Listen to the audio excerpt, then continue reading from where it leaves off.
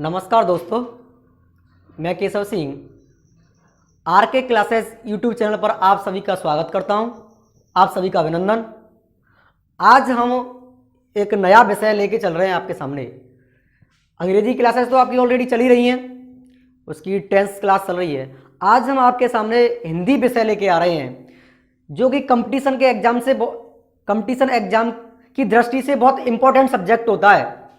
उसमें भी आज हम एक नया टॉपिक स्टार्ट करेंगे। वो टॉपिक का नाम रहेगा वर्ड विचार, जो कि हर कंपटीशन की दृष्टि से बहुत महत्वपूर्ण भूमिका निभाता है। वर्ड विचार के बारे में डिस्कस करेंगे।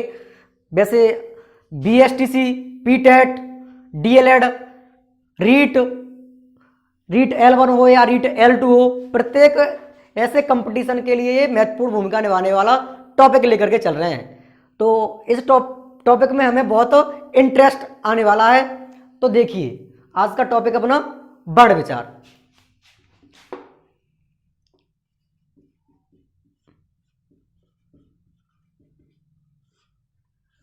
वर्ड विचार, तो इसकी बात करें, वर्ड विचार क्या है, अपन क्या पढ़ने वाले हैं, क्या पढ़ेंगे इसमें वर्ड विचार।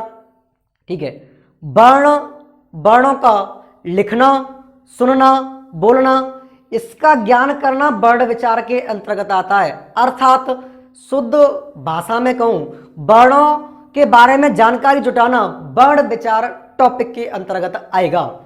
ठीक है, अपन वर्ड विचार के बारे में जानकारी कलेक्ट करेंगे, लेकिन बात यह आती है कि वर्ण क्या होता है। सबसे पहले अपन को जानकारी होनी चाहिए वर्ण क्या होता है। जब अपन वर्ड विचार तो बाद में करेंगे, लेकिन वर्ण क्या होता है, वर्ण के बारे में जानकारी कलेक्ट करें। ठीक है, तो जो अपनी हिंदी है वो अपनी एक भाषा है, हिंदी भाषा ही पढ़ने वाले हैं। तो हिंदी भाषा में जो भाषा की सबसे जो छोटी इकाई है, सबसे जो छोटी इकाई, उसे अपन वर्ण कहते हैं। एक और चीज, भाषा की सबसे छोटी इकाई एक मौखिक इकाई भी होती है, एक लिखित इकाई होती है। तो भाषा की एक दो वर्ड आते हैं यहाँ पर, एक वर्ण होता है और एक अक्षर होता है। वर्ण और अक्षर, वैसे कहें तो भाषा की ये सबसे छोटी इकाई है, वर्ण और अक्षर। कहने का मतलब भाषा में इससे छोटा कुछ भी नहीं होता, मूल जड़ है। लेकिन फिर वर्ण और अक्षर में क्या अंतर है, वर्ण क्या है, फिर अक्षर क्या, या फिर ये दोनों एक ही चीज हैं, या फिर ये दोनों अलग अलग है, इसको समझें। वर्ण और अक्षर क्या है। ठीक है, भाषा की वह सबसे छोटी मौखिक इकाई अक्षर कहलाती है। मौखिक मतलब जैसे अपन मुंह से कोई भी बोल रहे हैं, जैसे अ, क, तो ये क्या है, अक्षर है। अच्छा, फिर वर्ण क्या है, भाषा की वह सबसे छोटी लिखित इकाई क्या कहलाती है, वर्ण कहलाती है। कहने का मतलब अपन मुंह से किसी भी चीज का उच्चारण कर रहे हैं तो वो तो अक्षर है, यदि उसको लिखा जा सकता है वो क्या है, वर्ण है। ठीक है, जब तक वो ध्वनि मुंह से उच्चारित हो रही तब तक वो अक्षर कहलाएगी, क्योंकि ये वर्ण है वो हमेशा एक ही होता है। अक्षर मुंह से तो एक दो भी हो सकते हैं। ठीक है, इसकी परिभाषा की बात करें, वर्ण भाषा की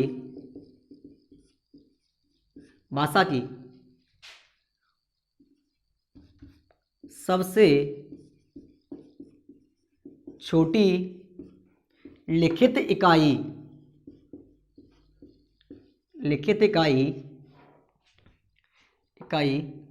वर्ण कहलाती है। जैसे मैंने यहां पर लिखा क, ग, ये क और ग ये क्या है, वर्ण है। इनको मैं लिख पा रहा हूं, ये वर्ण। यदि मैं इनको क ओनली बोलूं तब ये अक्षर कहलाएगा। अब यहां पर ये क्या है, वर्ण है।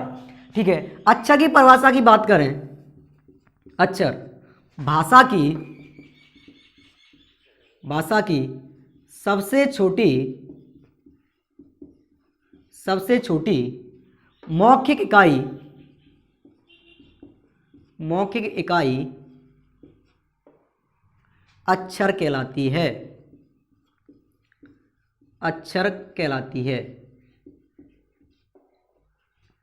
ठीक है, वैसे एक बात और बताऊं, व्याकरण के अपने 3 पार्ट होते हैं। व्याकरण के 3 अंग कौन कौन से, एक तो अक्षर या इसको वर्ण कहवे, ठीक है। सेकंड शब्द, वाक्य, वर्ण विचार, शब्द विचार और वाक्य विचार। जो अपनी पूरी ग्रामर है वो ये 3 बिंदुओं पर डिपेंड है, इन 3 बिंदुओं से चलने वाली है। वर्ण विचार, वर्ण पढ़ेंगे, शब्द विचार पढ़ेंगे, वाक्य विचार पढ़ेंगे। ये 3 बिंदुओं में पूरी अपनी व्याकरण समाहित है। ठीक है, एक और मैं बात करूं, अर्थ की दृष्टि से भाषा की सबसे छोटी इकाई। यदि एग्जाम में प्रश्न ऐसे ना करके यदि ऐसे आ जाए, भाषा की अर्थ की दृष्टि से सबसे छोटी इकाई, तो अपना आंसर, जैसे मैं ऑप्शन लिखूं यहां पर, वर्ण, शब्द, वाक्य, इनमें से कोई नहीं, इनमें से कोई नहीं, तब अपना आंसर क्या होना चाहिए? भाषा की सबसे छोटी इकाई, काय के आधार पर? अर्थ के आधार पर। तब अपनी सबसे छोटी इकाई ना वर्ण होगी ना अक्षर होगी, तब अपना आंसर क्या होगा? शब्द होगा। यदि ऐसे प्रश्न आ जाता है भाषा की अर्थ के आधार पर सबसे छोटी इकाई, तो आंसर अपना शब्द, क्योंकि वर्ण का अपना कोई भी अर्थ नहीं होता है, शब्द का ही अर्थ होता है। पूरी अपनी भाषा में सबसे जो छोटी इकाई अर्थ के आधार पर शब्द होगी। ठीक है, इसको भी हटके थोड़ा देखें, यदि एग्जाम में प्रश्न ऐसे आता है, भाषा की भाव के आधार पर सबसे छोटी इकाई, भाव के आधार पर, तब अपना आंसर ना तो वर्ण होगा ना शब्द होगा, फिर आंसर अपना वाक्य होगा। क्योंकि जो भाव है अलग, जो कई अर्थ निकाले जाते हैं वो अपने काय के निकाले जाते हैं? वाक्य के। तो भाषा की भाव के आधार पर सबसे छोटी इकाई क्या होगी? वाक्य होगी। ठीक है, इनको एक बार देख रहे हैं। वर्ण की परिभाषा क्लियर हो गई होगी मैं समझता हूं।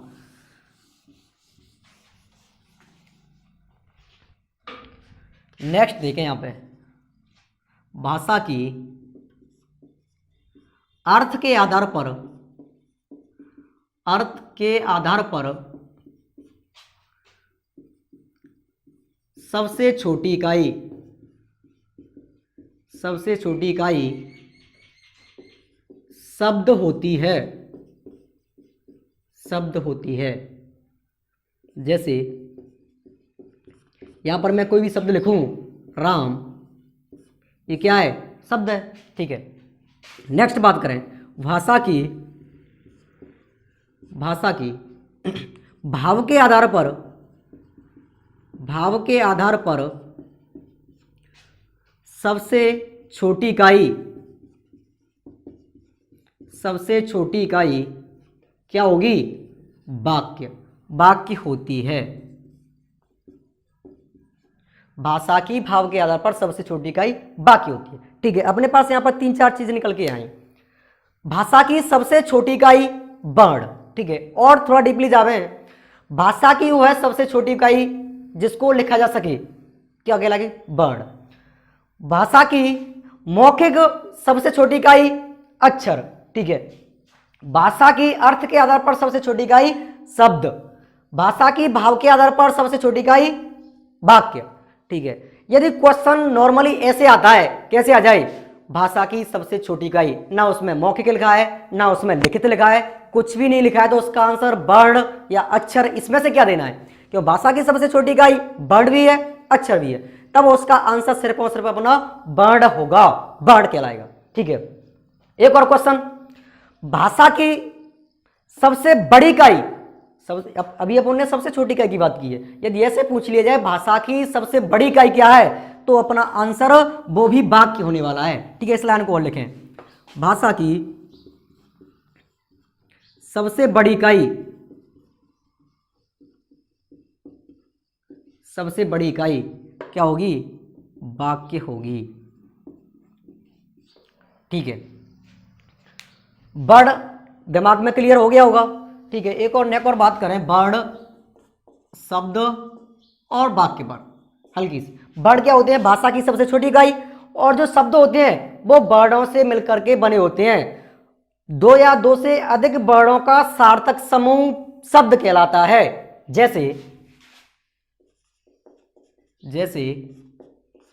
ये राम है, ये शब्द है, इसको अपन शब्द क्यों कह रहे हैं? इस राम का कोई ना कोई अर्थ है, ये संज्ञा होती है, अर्थ है, और इसमें वर्ण भी है, इसमें रा है, रा प्लस आ प्लस म, इसमें लिखे हुए हैं, इसलिए क्या है, शब्द है। ठीक है, वाक्य क्या होगा, शब्दों का वह सार्थक समूह जो पूर्ण अर्थ देता हो वही वाक्य कहलाता है। ठीक है, इस पर थोड़ी सी चर्चा और करें, थोड़ा इसकी गहराई में जा रहे हैं, शब्द वाक्य इसको ढंग से समझ रहे हैं जिससे आगे बिल्कुल दिक्कत नहीं आए कहीं भी।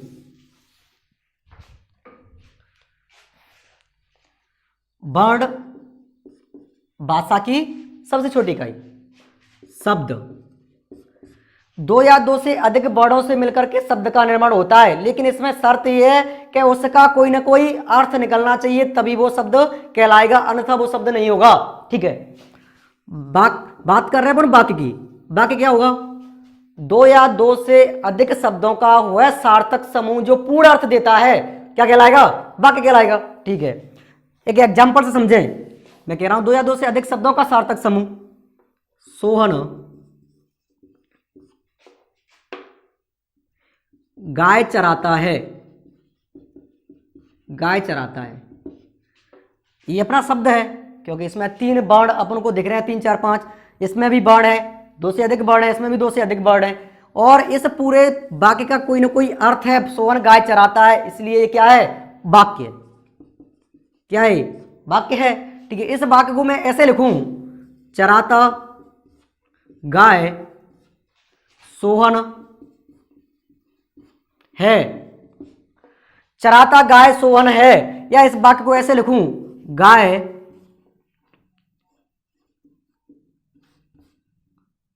सोहन है चराता, है चराता। इस पर थोड़ा गौर करें, इसमें शब्द तो हैं, लेकिन इस वाक्य का भाव या अर्थ क्लियर नहीं हो पा रहा होगा। अर्थ क्लियर ना होने की वजह से ये वाक्य दोनों नहीं कहलाएंगे, ये वाक्य नहीं होंगे। क्यों नहीं होंगे, क्योंकि इनका कोई अर्थ क्लियर नहीं हो रहा है। और वाक्य की परिभाषा यही है, दो या दो से अधिक शब्दों का सार्थक समूह जो पूर्ण अर्थ दे रहा हो। ठीक है, एक और मैं वाक्य लिखूं, एक बुढ़िया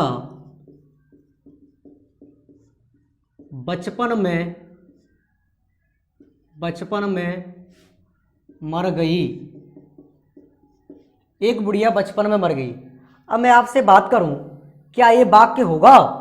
अब आप लोग सोच रहे होंगे ये वाक्य बिल्कुल क्लियर वाक्य है क्योंकि इसमें शब्द हैं और शब्दों का तुम्हें लग रहा होगा अर्थ भी निकल रहा है, लेकिन मेरे हिसाब से ये वाक्य नहीं है। क्यों नहीं है? एक बुढ़िया बचपन में मर गई, इस वाक्य का कोई भाव नहीं है, अर्थ मतलब ये अर्थ स्पष्ट नहीं कर पा रहा है। अब एक वो बुढ़िया है, फिर वो बचपन में कैसे मर गई? मतलब बुढ़िया बचपन में मर सकती है क्या? बुढ़िया ही होगी, फिर बचपन में कैसे मर गई? तो इसलिए ये वाक्य नहीं होगा। कहने का मतलब वाक्य तभी हो सकता है, वो वाक्य का कोई ना कोई भाव या अर्थ होना चाहिए, जब वो वाक्य कहलाएगा। एक वाक्य और देखें, शालिनी अनच में खटक गई। ठीक है, मैं आपसे बात करूं ये वाक्य है क्या? तो ये भी वाक्य नहीं है। क्यों नहीं है? शब्द तो दिख रहे हैं इसमें, बढ़िया वाक्य जैसा लग रहा है, लेकिन वाक्य नहीं है। शालिनी अनच में खटक गई, ये आपको पता है अनच क्या होता है? अनच में खटक गई, इस शब्द का कोई ना कोई अर्थ नहीं है, कोई अर्थ नहीं है, इसलिए ये भी वाक्य नहीं होगा। ठीक है, वाक्य नहीं। तो मैं समझता हूं वर्ण, शब्द और वाक्य आपके दिमाग में बिल्कुल क्लियर हो गया होगा। वर्ण क्या होता है? भाषा की सबसे छोटी इकाई। शब्द क्या होता है? दो या दो से अधिक वर्णों का सार्थक मेल, शब्द।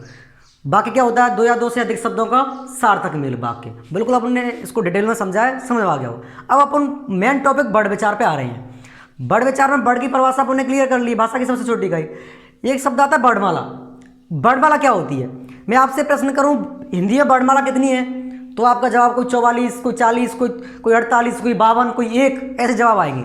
लेकिन अपनी जो हिंदी में वर्णमाला होती है वो एक ही होती है।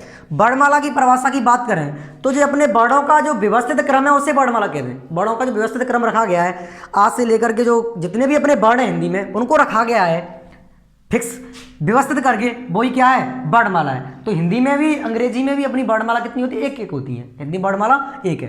तो वर्णमाला की परिभाषा की बात करें अपन, वर्णमाला क्या होगी? आपसे कोई भी प्रश्न करता है हिंदी में वर्णमाला कितनी होती है, तो हमेशा वर्णमाला एक होती है। वर्णमाला क्या होती है? वर्णों के व्यवस्थित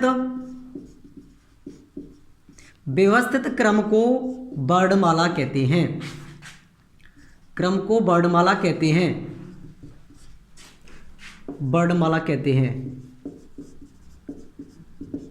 ये प्रश्न आपकी समझ में अच्छे से आ गया होगा, वर्णमाला एक क्यों है? क्योंकि यहाँ पर वर्णों की बात नहीं हो रही, वर्णमाला की बात हो रही, जहाँ पर वर्ण रखे जाते हैं उसकी बात हो रही है, वर्ण की बात नहीं हो रही। वर्ण तो इसमें कितने होते हैं वो भी आगे समझेंगे, 44, 40, 48, वो आगे समझने वाले हैं कितने क्या होते हैं, स्वर कितने होते हैं, व्यंजन कितने, इसको डिटेल में डीपली पढ़ने वाले हैं इस टॉपिक को अच्छे से, ठीक है। वर्णमाला क्लियर है, वर्णों का व्यवस्थित क्रम वर्णमाला कहलाता है, ठीक है। अब देखें जो वर्ण है वो अपने कितने प्रकार के होते हैं। वर्ण दो प्रकार के हैं, वर्ण दो प्रकार के हैं। वे दो प्रकार वर्णों के कौन कौन से हैं उनको देख रहे हैं, समझिए, देखें बोर्ड में ध्यान दे रहे हैं। वो वर्ण दो प्रकार कौन कौन से हैं? पहला पॉइंट होता है अपना स्वर, एक तो वर्ण का प्रकार है स्वर और दूसरा है व्यंजन। अपन को वर्ण स्वर देखने को मिलेंगे और व्यंजन मिलेंगे, ठीक है। बात आती है स्वर क्या होते हैं। अपन स्वर हेडिंग बना रहे हैं, स्वर इस पर डिस्कस कर रहे हैं, स्वर क्या है, ठीक है। स्वर बेवर्ण होते हैं, मतलब वर्ण तो ये भी है वर्ण ये भी है, दोनों ही वर्ण है। स्वर बेवर्ण होते हैं जिनको बोलने में कोई भी बाधा उत्पन्न नहीं हो, अर्थात जिनको बोलने में आसानी हो या स्वतंत्र रूप से बोले जा सकें, या जिनको बोलने में प्राणवायु मुंह से आसानी से बाहर निकल सके, या बोलने में प्राणवायु अवरुद्ध न हो, बाधा उत्पन्न न हो, या बिल्कुल साधारण शब्दों में जिसको बोलने में किसी भी प्रकार की परेशानी ना हो, या फिर स्वरों को बोलने में किसी की सहायता नहीं लेनी पड़े, स्वतंत्र बोले जा सकें, स्वर कहलाते हैं। और ये व्यंजन होते हैं, ये व्यंजन हमेशा किसी वर्ण की सहायता से बोले जाते हैं, अर्थात इसको सेपरेट बोलने में बाधा उत्पन्न होती है। व्यंजन हमेशा किसी न किसी वर्ण की सहायता से बोले जाते हैं। देखें स्वर की परिभाषा, वे वर्ण जो स्वतंत्र रूप से बोले जाते हैं, अर्थात जिन्हें बोलने में कोई बाधा उत्पन्न ना हो, स्वर कहलाते हैं। एक और नोट पॉइंट करें इसमें, एक और नोट पॉइंट करें तो वो क्या होगा, इन वर्णों को बोलने में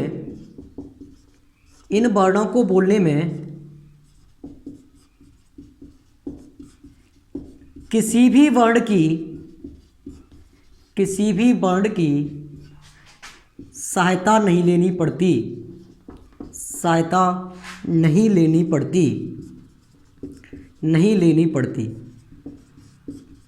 पड़ती, ठीक है। परिभाषा आपके दिमाग में क्लियर हो गई होगी। बात करें फिर इनकी संख्या की, स्वर संख्या में कितने होते हैं। मैं आपसे पूछूं स्वर कितने होते हैं तो आपका जवाब 10 हो सकता है, 11 भी हो सकता है, 13 भी हो सकता है, ठीक है।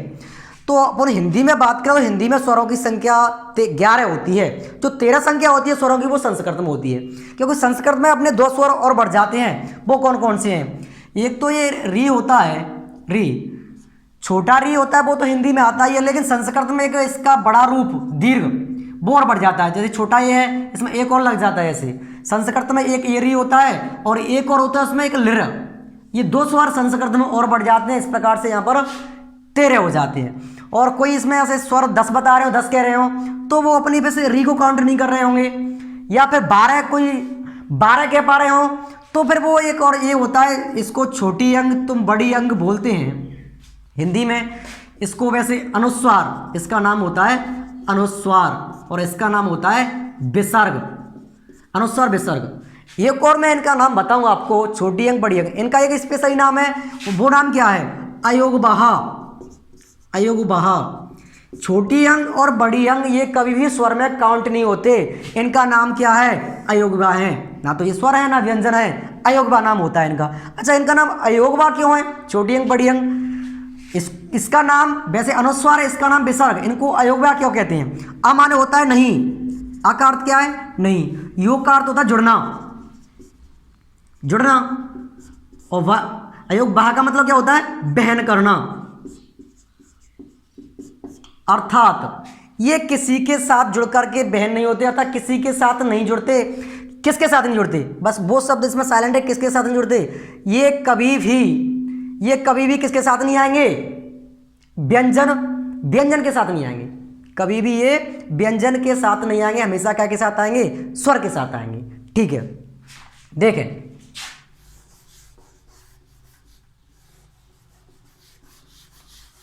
स्वरों की संख्या, स्वर कौन कौन से हैं, टोटल अपने ये 11 संख्या में, इनको लिख रहे हैं, एक बार देख रहे हैं कौन कौन से स्वर।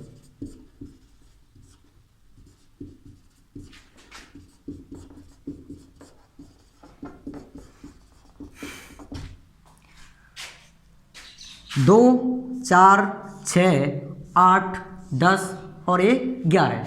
हिंदी में स्वरों की संख्या अपनी 11 है। तो यहाँ पर ऐसे प्रश्न आ सकता है, हिंदी में स्वर कितने हैं, तो हिंदी में स्वरों की जो संख्या है, हिंदी में स्वरों की संख्या, ऐसे प्रश्न पूछा जाता है हिंदी में स्वरों की संख्या बताइए, तो टोटल स्वर कितने होंगे, 11 स्वर।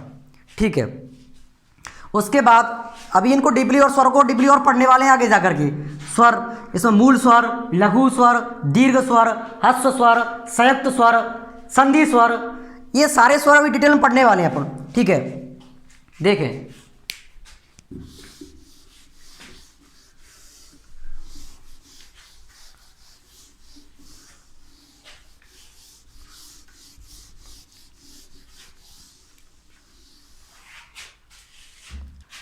हाँ, तो ये अपने टोटल 11 स्वर हो गए हैं। अब देखें स्वरों के प्रकार, तो वो स्वरों का एक अपन टाइप ले रहे हैं, मात्रा की दृष्टि से या बोलने में लगने वाले समय की दृष्टि से, जो अपने स्वर हैं वो कितने प्रकार के होते हैं। ठीक है, तो यहाँ पर हेडिंग बना रहा हूँ मैं, मात्रा या बोलने में लगने वाले समय की दृष्टि से स्वरों के प्रकार,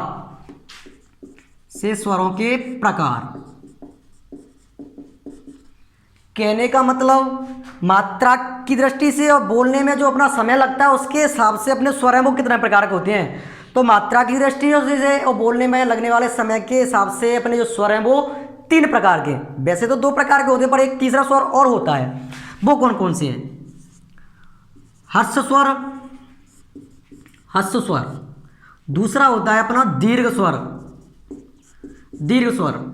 और तीसरा होता है अपना एक प्लुत स्वर। वैसे यूज में इसके प्रकार की बात किया तो 2 ही होते हैं, ह्रस्व स्वर और दीर्घ स्वर। एक प्लुत स्वर और होता है, इसको और थोड़ा सा समझेंगे। ह्रस्व स्वर कौन कौन से हैं, या इनका एक और नाम मैं बताऊं आपको, तो एक मात्रिक स्वर। जो ह्रस्व स्वर है उनका नाम एक और है, एक मात्रिक स्वर। इनका एक नाम और है, वो है अपना मूल स्वर। ठीक है, देखें एक मात्रिक स्वर क्यों कह रहे हैं इनको, ह्रस्व स्वर क्यों कह रहे हैं इनको, मूल स्वर क्यों कह रहे हैं, एक नाम और है इनका लघु स्वर। ठीक है, एक नाम और है इनका छोटे स्वर। कई नाम, इसमें से कोई सा भी नाम एग्जाम में आ सकता है इनमें से। लघु स्वर, इनको छोटे स्वर भी बोल सकते हैं। ठीक है, देखें ह्रस्व स्वर, ह्रस्व का मतलब ही छोटा होता है। एक मात्रक स्वर इनको क्यों कह रहे हैं, ये एक मात्रा वाले स्वर हैं, वे स्वर जिन पर एक मात्रा हो। ठीक है, मूल स्वर क्योंकि ये बिल्कुल इनसे छोटा स्वर कुछ नहीं होता, और बाकी के स्वर और वो होते हैं वो इनसे मिलके बने होते हैं, इनको मूल स्वर कहते हैं। ठीक है, लघु स्वर छोटे। ठीक है, या फिर एक और परिभाषा जो इसकी जो महत्वपूर्ण परिभाषा है, इनको बोलने में एक मात्रा का समय लगे इसलिए इनको एक मात्रक स्वर कहते हैं। इसकी परिभाषा की मैं बात करूं ह्रस्व स्वर की, तो परिभाषा क्या होगी, वे स्वर जिन्हें बोलने में एक मात्रा का समय लगे, एक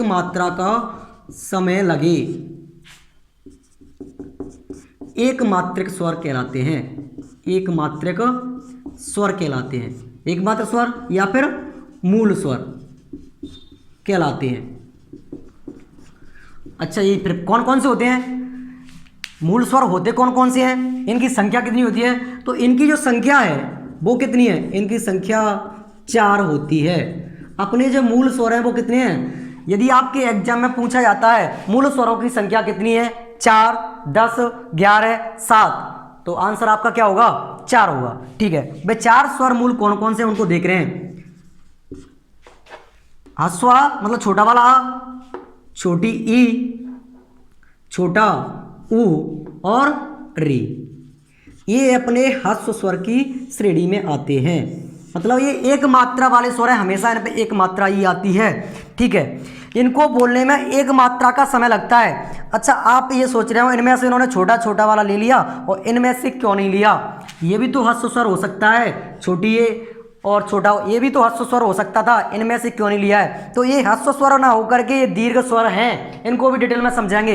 ये अपने आप में मूल स्वर नहीं है, ये वाली ए है वो भी किसी से मिलके बनी हुई है, इसमें भी कुछ ना कुछ एक और स्वर छिपा हुआ है, इसमें भी छिपा हुआ है, इनका एक और नाम होता है। वैसे ये वाले स्वर है, इनका एक नाम और है, वो नाम कौन सा है, गुण स्वर। इनको गुण स्वर कह सकते हैं, संधि स्वर कह सकते हैं। जो गुण संधि होती है वो इसमें देखने को मिलती है। गुण संधि में ये ए बनती है, अ प्लस ई बराबर ए बनती है। इसको मैं बनाऊं तो ए ऐसे बनती है, अ प्लस ई बराबर ए, तो इसको अपन मूल स्वर कह सकते हैं क्या।